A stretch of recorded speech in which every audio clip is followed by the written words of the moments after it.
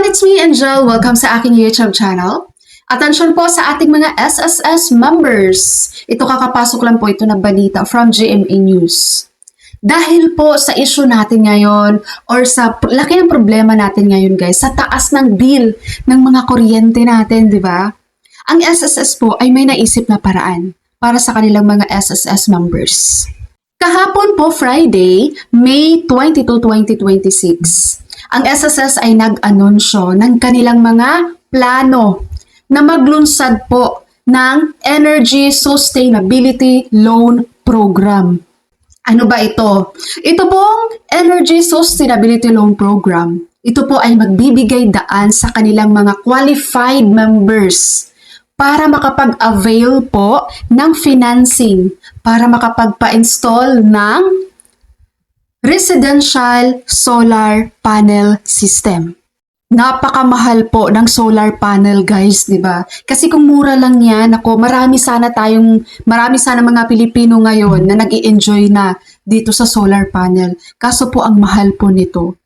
If I'm not mistaken, kung hindi ako nagkakamali, ang presyuhan ata ng solar panel ay nagre-range siya from 200,000 to 500,000 pesos.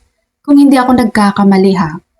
Sino pong may alam dyan guys sa presyohan ng solar panel? Residential ha? Mga magkano ba ang presyo nito? I-comment nyo naman guys kung meron kayong alam. Para naman kami din ay magkakaroon din ng idea dyan sa solar panel na yan. Okay? At kapag maging qualified ka po dito sa kanilang programa guys, ito po ay payable siya for 7 years. Babayaran mo siya sa SSS ng 7 years.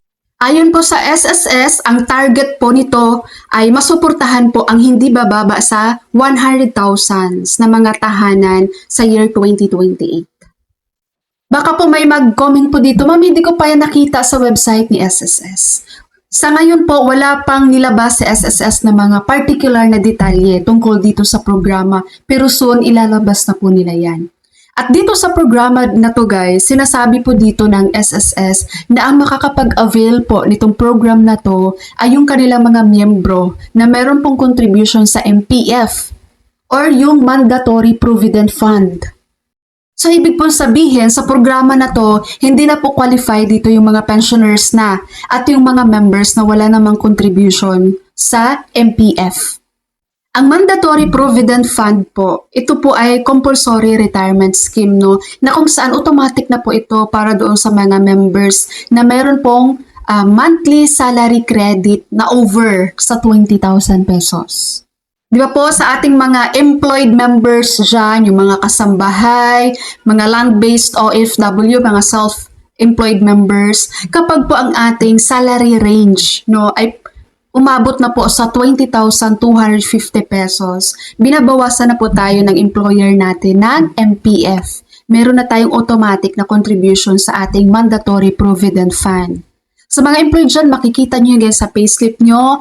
Tapos pag mag-login kayo sa inyong SSS online account, meron dong tab ng MPF, ng Mandatory Provident Fund. I-click mo rin yon, makikita mo dun yun ang iyong mga contributions. Yung mga voluntary members naman, makaka-avail din kayo nito guys kung meron kayong MPF contributions. Pero kung hindi kayo naghuhulog sa Mandatory Provident Contributions, Provident Fund, wala, hindi kayo magiging qualified sa program na to. So sa ngayon, waiting po tayo sa complete details na ilalabas po ni SSS. Pero sa ngayon po, yan na po yung mga highlights doon sa magiging plano nila sa Energy Sustainability Loan Program. Kayo guys, anong sa inyo dito? Anong opinion nyo dito? Para sa akin, maganda to. Kasi guys, itong solar panel, parang investment mo na yan eh. Yes, gagastos ka ng malaki dyan. Pero pag meron ka na yan, ikaw na rin ang mag-e-enjoy dyan. Pag ma-fully paid mo na yung ginastos mo dyan sa solar panel na yan, monthly wala ka nang babayaran pa sa kuryente mo. Yung iniisip ko lang ngayon, alam nyo kung ano, dahil nagkaroon na po ako ng trust issue. Nagkaroon ako ng trust issue ngayon sa government natin, guys.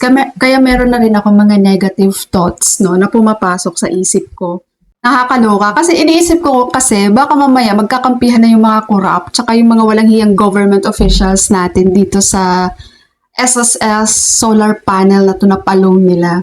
Dahil iniisip ko guys, kung i-avail ko tong sustainability loan program na to, energy sustainability loan program, baka magulat na lang ako, meron pa pala akong babayaran, kailangan ko kumuha ng permit sa ganito, kailangan mo kumuha ng ganon, kailangan mo kumuha ng ganito, magbabayad ka, parang naglalabas-labas ka din ng pera.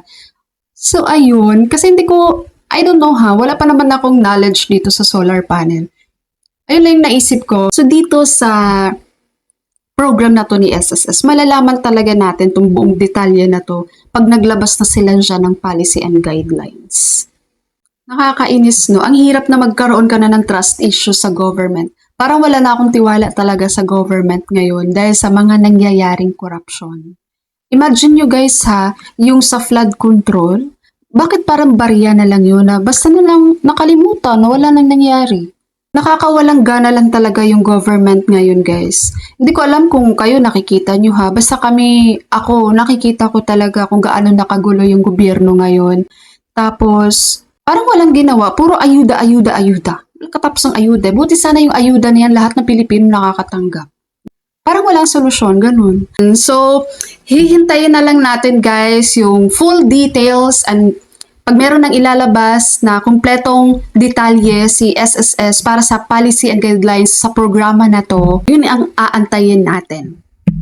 Okay? Kapag gusto nyo itong i-legit check check nyo na lang sa GMA News, binalita na nila yan kagabi. Alright, that's all for my video for today. Thank you so much for watching everyone. God bless you all.